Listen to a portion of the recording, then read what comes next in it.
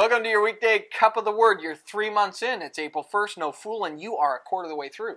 If you keep it up, you're going to make it through the whole New Testament, and that is our goal. And with that in mind, you're also halfway through Romans. Romans chapter 9 begins a section that deals with the Jewish question.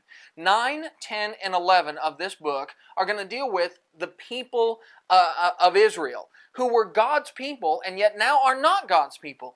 And it was a big question in the mind of a Jewish convert of, if the Christians are God's people, then why did God spend all that time saying the Jews are my people?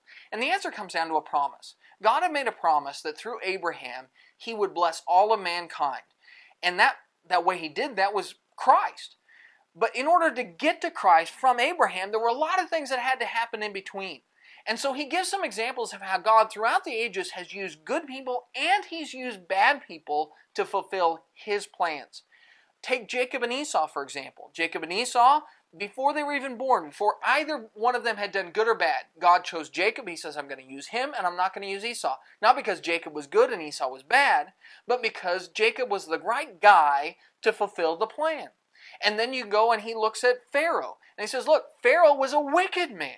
And yet God used Pharaoh to show His glory and might by getting Israel out of Egypt and defeating Pharaoh. So God used a wicked man to fulfill a good purpose. Now Israel was the same way. As a nation, not everybody in Israel was godly. But God used the whole nation, both the good and the bad, to bring Christ into being and to prepare the world for Jesus. And so Israel was a tool. They were God's people chosen as a tool to bring out Jesus. And now that Jesus is here, that tool is no longer needed, and you can move forward in Christianity. And those of Israel that are faithful, they'll be saved. And those who were unfaithful, they'll be lost.